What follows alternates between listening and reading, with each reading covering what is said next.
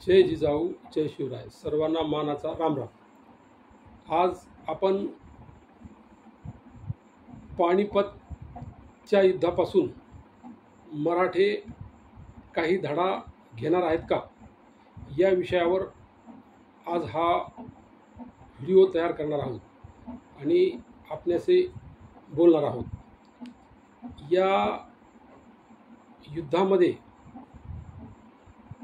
जो काही मराठ्यांचा पराभव झाला असं म्हणतात ती बाब, परंतु या युद्धाच्या दरम्यान जे काही इतिहास घडलाय तो इतिहास जर आपण जाणून घेतला आणि त्याच्यावर खरोखर जर पॉझिटिव्ह दृष्टिकोनातून, सकारात्मक दृष्टिकोनातून आपण जर पाहिलं तर हा मराठ्यांचा पराभव नसून एक मोठा विजय झालेला आपल्याला त्या इतिहासामध्ये दिसून येतोय.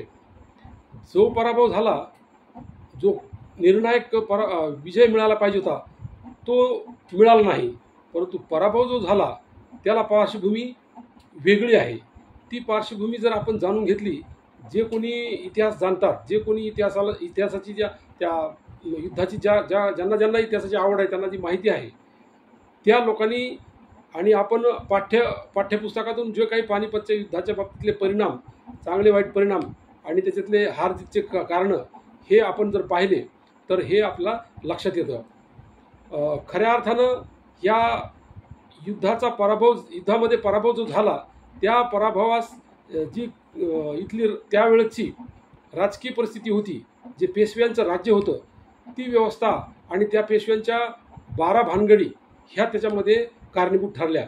आणि या युद्धामध्ये छत्रपती शिवाजी महाराजांचं जे युद्ध लढण्याकरता, युद्धनीती करण्याकरता जे तत्त्व होतं ते तत्त्व ह्या पेशव्यांनी पाळलं नाही आणि केवळ सत्ता आणि भारतामध्ये इतर प्रांतातून चौथाई मिळवण्याकरता आणि पैसा मिळवण्याकरता युद्ध लढणं आणि खंडण्या वसूल करणं हेच त्या पेशवाईचं धोरण असल्यामुळं याच्यामध्ये एक वाक्यता नव्हती. आणि उत्तर भारतामधील जे काही हिंदू राज्य होते त्यांचं पाठबळ याच कारणामुळं ह्या पेशवे सैनिकाला, या पेशवेकालीन मराठा सैन्याला मिळालं नाही. आणि म्हणून अशा काही अनेक तत्कालीन गोष्टी ज्या आहेत. दुसरी गोष्ट म्हणजे छत्रपती शिवाजी महाराजांच्या युद्धामध्ये महिला कधीच नसायच्या. जे बेकामी लोक आहेत ते कधीच नसायचे. केवळ युद्ध आणि युद्ध, पलटण, रेजिमेंट, अगदी तंदुरुस्त लोक त्या युद्धामध्ये असायचे. युद्ध हरणं हे छत्रपती शिवाजी महाराजांच्या सैन्याला माहीत नव्हतं, परंतु पेशव्यांच्या काळामध्ये युद्ध जिंकली, परंतु ती संख्या खूप असायची, लाखोनं सैन्य असायचं. आणि या सैन्यामध्ये महिला होत्या, धार्मिक विधी करणारे भट ब्राह्मण होते आणि ते तासनतास दिवसेंदिवस पूजा अर्चा युद्धाच्या ठिकाणी करायचे. आणि जेव्हा ते उत्तरेत गेले त्या उत्तरेमध्ये युद्धही होईल, युद्धाची मोहीम होईल आणि तिकडचे जे धार्मिक स्थळ आहे त्यांना भेटी देणं होईल, अशा उद्देशानं मोठ्या मोठ्या सरदारांनी आपल्या पत्नी, आपल्या ह्या महिला त्यांनी तिथं नेल्या होत्या. आणि ह्या सर्व गोष्टी ह्या युद्धाच्या पराभवाला कारणीभूत ठरल्या. जो विजय आपल्याला पाहिजे होता तो मिळाला नाही. परंतु मराठा सरदार, मराठा सैनिक जे होतं, जाबाज त्याला म्हणू आपण, ते सैन्य होतं. आणि अशा परिस्थितीमध्ये उपाशीपोटी युद्ध आपल्या मराठा सैन्याला तिथं लढावं लागलं.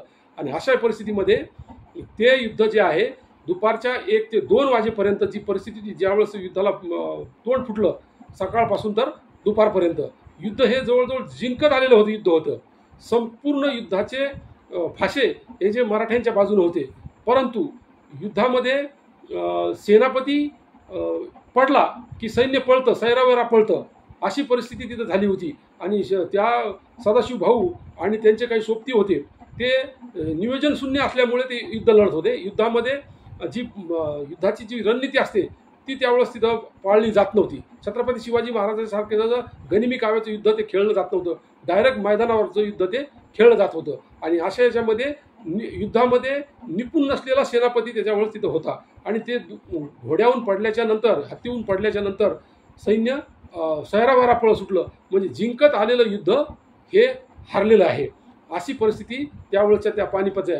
खरं तर इतिहास ज्या समाजाला आपला इतिहास माहीत आहे तो समाज आपलं भवितव्य उज्ज्वल करू शकतो. म्हणून इतिहास जरी असा विषय असला परंतु तो आपल्या सामाजिक दृष्टीनं फार महत्त्वाचा विषय आहे. म्हणून आपल्याला आपल्या समाजाला आपलं इतिहास काय आहे हा माहीत पाहिजे. आणि म्हणून ह्या पानिपतच्या युद्धातील आपलं पराजयाचं जे आपल्यावर खापर फोडण्यात आलेलं आहे त्यामधून आपण काहीतरी शिकलं पाहिजे. आणि त्याच पद्धतीनं आता आपल्या महाराष्ट्रामध्ये संपूर्ण मराठा समाज हा एकत्र झालेला आहे. मराठा समाजासोबत इतर समाजही आपल्या पाठीशी आहेत ह्या आरक्षणाच्या संदर्भानं. परंतु जे विरोधात आहेत ते आहेत. परंतु जो समाज आज मराठा समाजाच्या पाठीशी आहे आणि एक प्रकारचा जी राजकीय परिस्थिती आहे, सामाजिक विचारवंत आहेत, ह्या आंदोलनाकडं लक्ष लावून बसलेले आहेत. नेमके आता जरांगे पाटील करणार काय, जरांगे पाटीलने असं करावं, जरांगे पाटलांनी असं करावं, असं करू नये, असे सूचना आणि अशी परिस्थिती महाराष्ट्रामध्ये झालेली आहे. आणि जरांगे पाटील एक हाती हे आंदोलन लढत आहेत आणि संपूर्ण समाज त्यांच्या पाठीशी एकत्र झालेला आहे. असं असताना या आंदोलनाच्या या प्रसंगी सुद्धा आज रोजी माननीय जरांगे पाटील यांनी हे आंदोलनाच्या मार्फत हे आरक्षणाचं जे विजय पाहिजे हा जवळजवळ 50 ते 60% वर विजय प्राप्त केलेला आहे. फक्त मनात इच्छा पाहिजे की आपण हा विजय मान्य केलेला आहे, मिळवलेला आहे, हा मान्य करायला पाहिजे. स्वतः नेतृत्वाने मान्य करायला पाहिजे आणि समाजालाही मान्य करायला पाहिजे. जे काही हाताशी लागलंय ते अगोदर आपल्याला मान्य पाहिजे आणि ते आपल्या पदरात पडलं पाहिजे, घेतलं पाहिजे. राहिलाय फक्त विषय सगळे सोयऱ्याचा आणि सरसकट मराठा समाजाला आरक्षण मिळवून देण्याचा. या केवळ एका गोष्टीमुळे राहिले. याच्यामध्ये खूप मोठा मराठवाड्यातला समाज आरक्षणापासून दूर आहे. परंतु काही युद्ध, काही लढाया ह्या अशा पद्धतीनं लढायला पाहिजेत की त्याचा काही काळ आपण थांबलं पाहिजे. आपण झालेल्या कामाचं आपलं सिंहावलोकन झालं पाहिजे. आपण किती पुढं आलो, सिंह जसा सिंहावलोकन करतो, सिंहावलोकन म्हणजे मूल्यमापन. हे मूल्यमापन सिंहाचं तोंड कधी पाठीशी असतं की तो किती पुढं आलाय आणि आता पुढं किती जायचंय आणि कुठं आहे, आपण कसं मजबूत जागेवर आहेत की कसं आहेत, हे सर्व मूल्यमापन केलं जातं. त्याला सिंहावलोकन म्हणतात. आणि हे सिंहावलोकन आपल्या या आंदोलनाचं झालं पाहिजे. याच्यामध्ये विचारवंताचे अनेक लोकांचं मतं सगळ्यांना मांडायचं तिथं संधी मिळाली पाहिजे. आणि इथं याच्यामध्ये संधी लोकांना मिळत नाही. या आंदोलनामध्ये संधी लोकांना मिळत नाही, त्यांचे विचार मांडायला मिळत नाहीत. ते मिळत नसल्यामुळं आता समाज थोडा स्तब्ध झालेला आहे. एकटे जरांगे पाटील हे युद्ध लढत आहेत. परंतु एकट्यानं जर युद्ध लढलं, जर पराजय झाला तर तो एकट्यालाच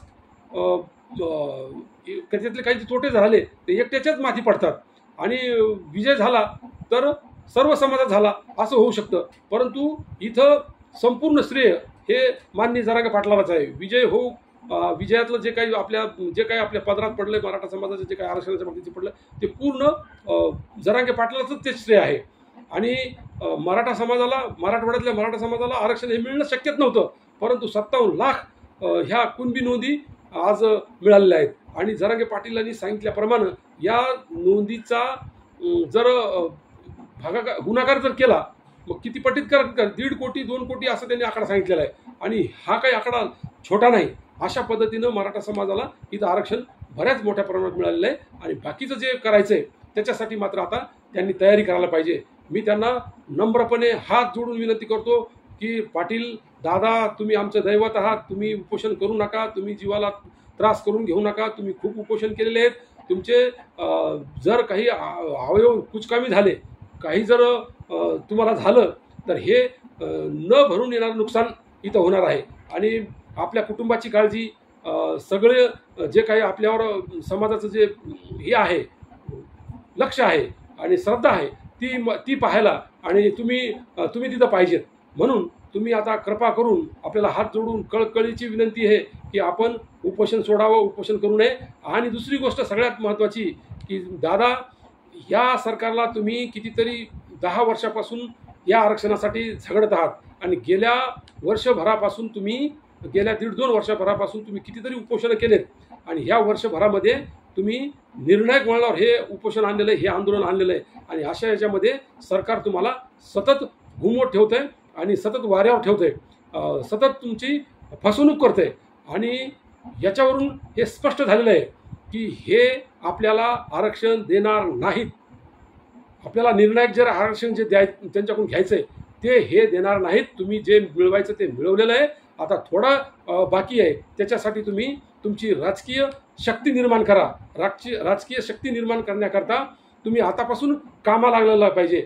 येत्या काही दिवसातच ही राजकीय शक्तीपासून जे सत्ताधारी बनायचे ती संधी आपल्यासमोर आहे आणि त्याच्यासाठी आपण जर तयारीसाठी केली नाही तर ऐन वेळेला कुठलंही तुम्हाला काहीही करता येणार नाही. आपण म्हणता की मला राजकारणातून काही घेणं देणं नाही, मला काही करत नाही, परंतु देणारे आपले बनवायचे. गरीब दुबळा समाज सत्ताधारी करायचा आहे. सत्ता नुसती विधान भवनातच नाही, सत्ता ही जिल्ह्यामध्ये आहे, संस्थांमध्ये आहे, तालुक्यामध्ये आहे. अनेक प्रकारच्या राजकीय किंवा सत्तांचे जे केंद्र आहेत ते तिथं आहेत आणि तिथून संपूर्ण समाजाला आपल्याला न्याय देता येतो. आणि अशा प्रत्येक ठिकाणी जर गरीब मराठा समाज जर जाऊन तिथं बसला, सत्ताधारी जर झाला तर चांगलंच मराठा समाजासाठी होणार आहे. आता आपण पाहतो राजकीय परिस्थिती, जे धनदांडगे आहेत, राजकीय पक्षाचे पदाधिकारी, राजकीय पक्षाला सोबत घेऊन फिरणारे पदाधिकारी आहेत राज्य आणि जिल्हा पातळीवरचे. हे जे पदाधिकारी आहेत यांचं एक स्टेटस आहे, हे कधीही आपले ह्या आरक्षणाच्या बाबतीत कुठलंही मत व्यक्त करत नाही. देश पातळीचा नेता असो की राज्य पातळीचा नेता असो की कुठलाही असो, खूप सहानुभूती मराठा समाजासाठी हे व्यक्त करतात, परंतु ओबीसीतून आरक्षण हे ते देत नाहीत. कारण त्यांना ओबीसीच्या मताचं फार धाक आहे, ओबीसीच्या मतांचं त्यांना फार महत्त्व आहे, परंतु मराठा समाजाचं नाही आहे. मराठा समाजाचं भीती त्यांना का नाही आहे तर त्याचं मूळ जे आहे ते आपलं मराठ्यांच्या बेबनावामध्ये आहे. मराठा समाज आपण एक झाला म्हणतो, परंतु आपल्या इथून मागच्या ज्या आंदोलनामध्ये जे काही आंदोलन झालेत त्याच्यामध्ये सर्वपक्षीय मराठा तिथं होता. सर्वपक्षीय मराठा त्याच्यामध्ये असल्यामुळं ती गर्दी जास्तच होती. परंतु आता जशा निवडणुका जवळ येत आहेत तसतसे आता हे लोक अंग काढून घेत आहेत आणि हे पुढे यायला तयार नाहीत. म्हणून आपण यासाठी आता प्रयत्नरत राहिलं पाहिजे आणि आपली ताकद ही निर्माण केली पाहिजे. आणि आपण राजकीय ताकद तुम्ही माननीय बाळासाहेब ठाकरेंच्या भूमिकेत राहा. तुम्ही कुठलीही सत्ता, कुठलंही पद तुम्ही घेऊ नका, परंतु तुमचा जो समाज आहे, ज्या समाजानं तुमच्या मांडीवर डोकं ठेवलेलं आहे, त्या समाजाचा विश्वास तुम्ही मजबूत करण्याकरता हे तुम्ही आता स्टँड म्हणून उभं राहिलं पाहिजे. तुम्ही आता घरी गेलं पाहिजे. घरून तुम्ही सर्व महाराष्ट्राचे सूत्र आपण हलवले पाहिजे. आता उपोषणं आता हे पुरे झालं. संपूर्ण समाज तुमच्याकडे डोळे लावून बसलेला आहे. आपण वारंवार नेहमी उपोषण करून आपण स्वतः खंगून जाऊ नका आणि स्वतःला दुर्बळ करू नका. आपलं जे वॉर रूम आहे ते झालं पाहिजे. संपूर्ण महाराष्ट्रातील संपूर्ण मराठा समाज, संपूर्ण गरीब समाज तुमच्या पाठीशी आहे. त्यांना तुम्ही राज्य पातळी असो, जिल्हा पातळी असो, गाव पातळी असो, बूथ पातळी असो, तालुका पातळी असो, या सर्व ठिकाणी आपण याची बांधणी केली पाहिजे आणि तसे आदेश तुम्ही समाजाला दिले पाहिजे. असं या प्रसंगी मला आपल्याला सांगावं वाटतं. आपल्याला राग येईल कारण राजकीय विषय काढला की आपण ते ऐकून घेत नाहीत, परंतु हेच खरं सत्य आहे आणि आपण ह्या आता कामी लागलं पाहिजे. दुसरी गोष्ट अशी आहे, या आंदोलनामध्ये आता आपण ही एक घोषणा केली पाहिजे की गेल्या वर्षीसारखं आंदोलन आता पूर्ण महाराष्ट्रामध्ये आपल्याला पाठिंबा देण्यासाठी पेटून उठलं पाहिजे. प्रत्येक गावागावामध्ये साखळी उपोषणं, आमरण उपोषणं, तालुका जिल्ह्यामध्ये रॅल्या, गावागावामधून रॅल्या हे आता झाले पाहिजेत. हे आदेश आता कोणीतरी द्यायला पाहिजेत. कोणीतरी, आपण स्वतः देत असाल तर आपण द्या. आता समाज आपल्यासाठी लढण्यासाठी इच्छुक आहे, पुढे येण्यासाठी तयार आहे, परंतु करावं का नाही, काय करावं अशी संभ्रम अवस्थेत आहे. आपण स्वतः सांगितलेलं आहे की आता कामाचे दिवस आहेत, परंतु आता कामाचे दिवस राहिले, पेरण्या वगैरे आटोपलेल्या आहेत. पहिल्या उपोषणाच्या वेळेस पेरण्या होत्या, आता पेरण्या संपलेल्या आहेत, लोक आता रिकामे आहेत. आपण आदेश द्या. संपूर्ण महाराष्ट्र पुन्हा जागा झाल्याशिवाय राहणार नाही. जागोजागी आता आंदोलनं हे आता सुरू करायला पाहिजेत आणि आम्ही तर करणारच आहोत. कारण आता त्याच्याशिवाय दुसरा पर्याय नाही. आम्हाला आपली परिस्थिती, आपली शारीरिक परिस्थिती आम्हाला पाहवत नाही. आपण असे खाली बसलेले आणि झोपलेले आम्हाला पाहवत नाहीत, उपाशी असलेले आम्हाला पाहवत नाहीत. गेल्या वर्षभरापासून आम्ही तुम्हाला सतत टी व्हीवर, याच्यावर आणि आंतरवाली सराटीला येऊन आम्ही तुम्हाला सतत पाहत असतो. तुमच्या तिथं येऊन फोटो काढत असतो आणि आम्हाला स्वतःला धन्य मानत असतो.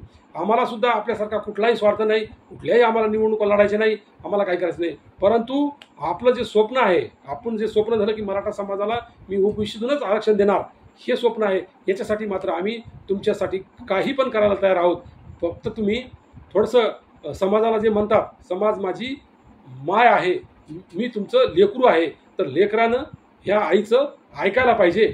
एवढी गोष्ट तुम्ही सगळं ऐकता, फक्त उपोषण करू नका सर्व समाज म्हणतोय, परंतु तुम्ही ऐकत नाही. तर तुम्हाला कळकळीची त्रिवार, 1000 वेळा, कोट्या वेळा तुम्हाला विनंती करतो की तुम्ही हे उपोषण मागे घ्या. तुम्ही उठून बसा आणि समाजाला मार्गदर्शन करा. तुमच्या भाषणाला, तुमच्या वक्तृत्वाला लोक नेहमी रोज आवेशपूर्ण ऐकण्याला खूप असे महाराष्ट्रातला संपूर्ण मराठा समाजाचा वेढा झालेला आहे आणि ते वक्तृत्व तुम्ही देत जा. आता तुम्हाला उपोषणाची गरज नाही, तुम्ही नुसती हाक द्या. लाखोच्या संख्येनं मराठा समाज तुमच्या पाठीशी आहे, लाखोच्या संख्येनं तरुण तुमच्या पाठीशी आहे. तुमच्या प्रत्येक कृतीकडं लक्ष लावून आहे आमचं पूर्ण मराठा समाज. तरी आपल्याला विनंती आहे की तुम्ही असं करा की या समाजाला तुम्ही मार्गदर्शन करा. आणि दुसरी गोष्ट, या राजकीय पक्षांची, या राजकीय पक्षांना मी या प्रसंगी सांगू इच्छितो की तुम्ही समाजाचं वाटोळं करायचं बंद करा. या समाजाला मी त्रिवार हात जोडून विनंती करतो की तुम्ही असं करू नका. आपण सांगता आम्ही पण मराठा समाजासाठी काम करतो, आम्ही पण सामाजिक कार्य करतो, तर ह्या सामाजिक कामाला तुमच्या काही अर्थ नाही. जरांगे पाटलांनी जे सांगितलेलं आहे त्या पद्धतीनं तुमचं जे राजकारण आहे, तुमचे जे घरं झाले मोठाले झालेत, तुम्ही गरिबीतून मोठे झालेत, काही जुने श्रीमंत आहेत, या लोकांचं गरीब मराठ्याकडं लक्ष नाही. यांचा फक्त आतापर्यंत फक्त मतदानासाठी वापर करून घेतलेला आहे. हे त्रिवार सत्य आहे. आणि तुम्हाला जर काळजी असती सर्व राजकीय पक्षातील श्रीमंत मराठ्यांना, राजकीय मराठ्यांना, सत्ताधाऱ्यांना, सत्तेचे जे स्थान आहे, सत्तेच्यापासून जी शक्ती निर्माण झाली ती जे स्थान आहेत, त्यांना जर ह्या गरीब मराठ्यांची खरोखरच कळवळ असता, खरोखरच काळजी असती, तर आतापर्यंत नाही सगळे काही तर अर्धे राजकीय पक्ष तरी याच्यात उतरले असते. परंतु यांच्याजवळ सर्व साधनं सर्व असताना या कोणीही ह्या आंदोलनामध्ये उतरलेलं नाही. आता जशा निवडणुका येत आहेत तसतसे हे आता माघारी फिरू लागले आहेत. यांनी आपल्या उलट तोट्याचं राहिलेलं आहे. हे आंदोलनात असणं म्हणजे तोट्याचं राहिलेलं आहे. संभ्रमात लोक आहेत. सर्वसामान्य मराठा माणूस हा संभ्रमात आहे की नेमकं आता करायचं काय, आपण नेमकं करायचं काय. आमच्यासारखे खालच्या स्तरातून कार्यकर्ते म्हणून काम करणारे जे आहेत, पदाधिकारी जे आहेत, हे सुद्धा आपल्यासोबतच आहेत. आम्ही काही करायला तयार आहोत. परंतु हा समाज जो आहे हा आपल्याकडं पाहतोय, विचार करतोय की आता काय करावं, अशी परिस्थिती झालेली आहे. म्हणून आपल्याला त्रिवार अशी विनंती आहे, कळकळीची विनंती आहे, हृदयापासून विनंती की आपण उपोषण सोडावं आणि या मराठा समाजाला मार्गदर्शन करावं. जय जिजाऊ, जय शिवराय.